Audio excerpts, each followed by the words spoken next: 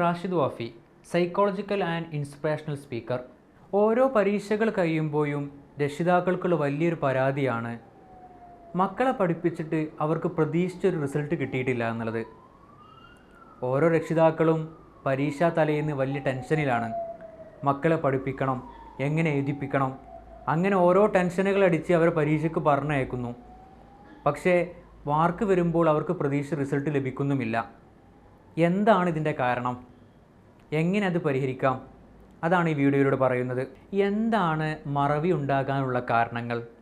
സാധാരണയായി കുട്ടികളിൽ കണ്ടുവരുന്ന ഒന്നാണ് ഉറക്കക്കുറവ്, ശ്രദ്ധക്കുറവ്, അപസ്മാരം. ചെറുപ്പത്തിലെ അപസ്മാരമുള്ള കുട്ടികളൊക്കെ ഉണ്ടാകും. അതേപോലെ അമിതമായ സ്ട്രെസ്സ്.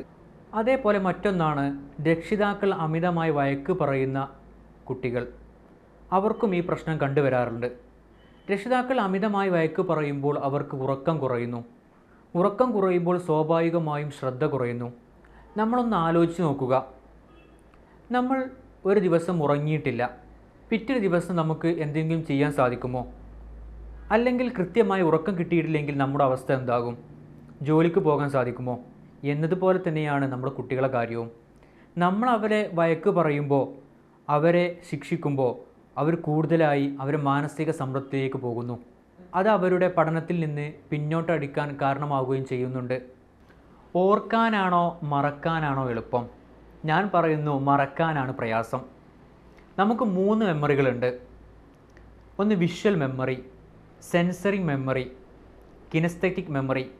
വിഷ്വൽ മെമ്മറി എന്ന് പറഞ്ഞാൽ നാം കാണുന്ന വീഡിയോകൾ, അതെല്ലാം നമ്മുടെ മൈൻഡിൽ സ്റ്റോറേജ് ചെയ്ത് വെക്കുന്നുണ്ട്. നമ്മുടെ വീട്ടിലെ ഉമ്മ, ഉപ്പ, കുടുംബാംഗങ്ങൾ, ഇവരുടെ ഒക്കെ മുഖം നമ്മൾ എത്രയായാലും മറക്കുന്നില്ല. 10 വർഷമോ 20 വർഷമോ 30 വർഷമോ അവരെ കാണാതെ വീണ്ടും നമുക്ക് മനസ്സിൽ അത് വരുന്നുണ്ട്. ഇതാണ് വിഷ്വൽ മെമ്മറിയുടെ ശക്തി. രണ്ടാമതായി സെൻസറി മെമ്മറിയാണ്. സെൻസറി മെമ്മറി എന്ന് പറഞ്ഞാൽ അത് ടച്ച് ചെയ്യുമ്പോഴാണ് നമുക്ക് മനസ്സിലാവുക. ചൂടും തണുപ്പും എത്ര കാലം കഴിഞ്ഞാലും നമ്മുടെ മനസ്സിൽ നിന്ന് മായുന്നില്ല. അപ്പോൾ അതും മറക്കാൻ പ്രയാസം തന്നെയാണ്. മൂന്നാമതായി കിനസ്തെറ്റിക് മെമ്മറിയാണ്.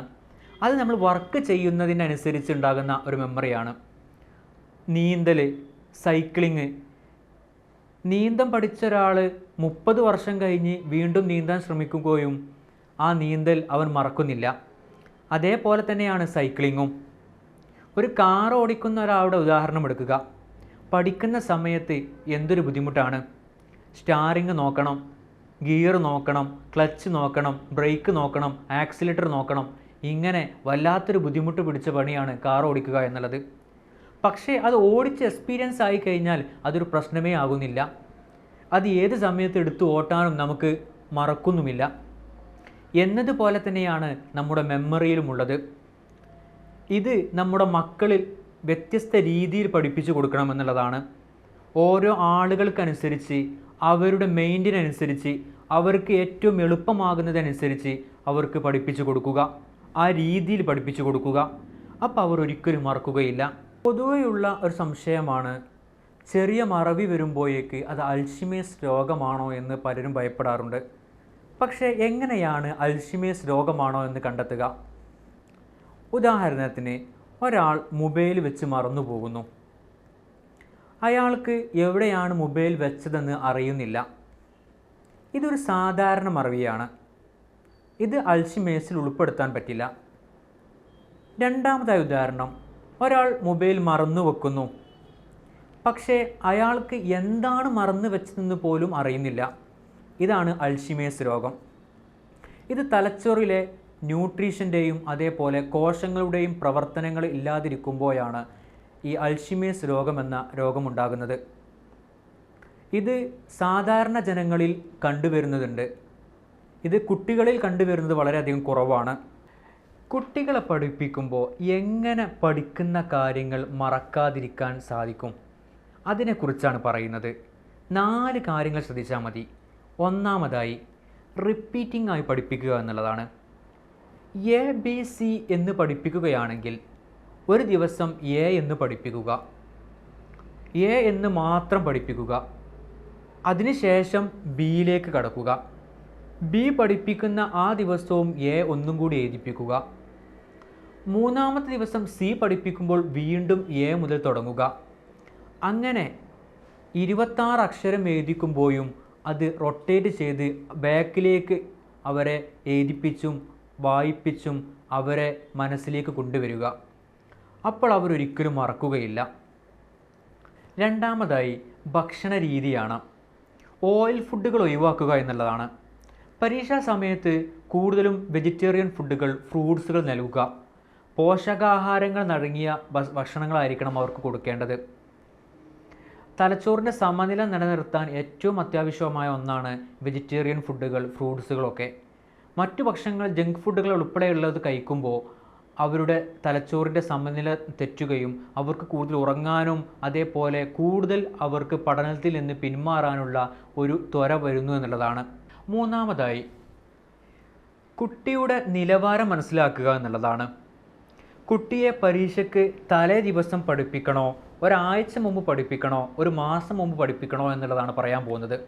കുട്ടികൾ 3 തരത്തിലാണ്: above average, average, below average.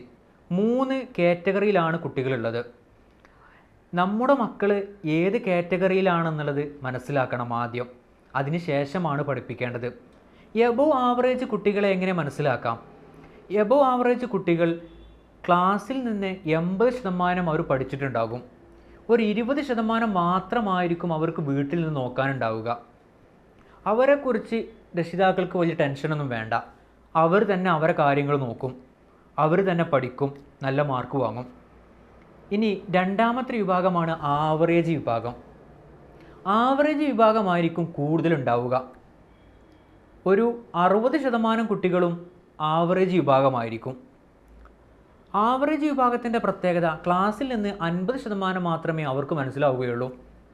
ബാക്കി 50% വീട്ടിൽ നിന്ന് രക്ഷിതാക്കൾ മനസ്സിലാക്കി കൊടുക്കണം. മൂന്നാമത്തെ വിഭാഗമുണ്ട് ബിലോ ആവറേജ്. അവർക്ക് ഒരു പാഠം പഠിക്കാൻ തന്നെ ചിലപ്പോൾ 3, 4, 5 ദിവസം വേണ്ടി വരും. അവർക്ക് ക്ലാസ്സിൽ നിന്ന് 10% പോലും മനസ്സിലാക്കാത്ത ദിവസങ്ങളുണ്ടാകും. ആദ്യം ഈ 3 കാറ്റഗറി മനസ്സിലാക്കണം. അതിനുശേഷമായിരിക്കണം അവരെ പഠിപ്പിക്കേണ്ടത്. എബവ് ആവറേജിലെ കുട്ടികളെ തലേ ദിവസം പഠിപ്പിച്ചാലും മതി. ആവറേജ് കുട്ടികളാണെങ്കിൽ അവരെ 2 ആഴ്ച മുമ്പെങ്കിലും പഠിപ്പിച്ച് തുടങ്ങണം. ബിലോ ആവറേജ് കുട്ടികളാണെങ്കിൽ അവരൊരു മാസത്തിന് മുമ്പ് തന്നെ അവരെ പരീക്ഷയ്ക്ക് പഠിപ്പിക്കണം. ഈ രീതിയിൽ അവരെ മനസ്സിലാക്കി പഠിപ്പിക്കുമ്പോൾ അവർക്ക് നല്ല രീതിയിൽ മാർക്ക് വാങ്ങാൻ സാധിക്കും. നാലാമതായി അവരുടെ ഉറക്കമാണ്. ഉറക്കം ക്രമീകരിക്കേണ്ട ഒരു പ്രധാനപ്പെട്ട ഒന്നാണ്. പല രക്ഷിതാക്കളും പരീക്ഷ തലേ ദിവസം 1 മണി വരെ 2 മണി വരെയൊക്കെ കുട്ടികളെ ഇരുത്തി പഠിപ്പിക്കും. അതൊരിക്കലും ചെയ്യരുത്. അത് വലിയ അബദ്ധമാണ്. പരീക്ഷാ ദിവസം മിനിമം 6-7 മണിക്കൂർ കുട്ടി ഉറങ്ങിയിരിക്കണം. അത് നിർബന്ധമാണ്. അല്ലെങ്കിൽ അവർ പഠിച്ചതുപോലും അവർക്ക് ഓർമ്മ കിട്ടുകയില്ല. 2 മണി വരെ പഠിച്ച കുട്ടി പരീക്ഷാ ഹാളിൽ പോയാൽ അവന് ഉറങ്ങും, അവന് ഉറക്കം തൂങ്ങും, അവന് എഴുതാൻ കഴിയില്ല, ഇതിലേക്ക് കോൺസെൻട്രേറ്റ് ചെയ്യാൻ കഴിയില്ല. അങ്ങനെ വലിയൊരു പ്രശ്നം അവിടെ ഉണ്ട്. അതുകൊണ്ട് ഉറക്കം ഏറ്റവും വേണ്ട വിധത്തിൽ അവർക്ക് കൊടുക്കണം.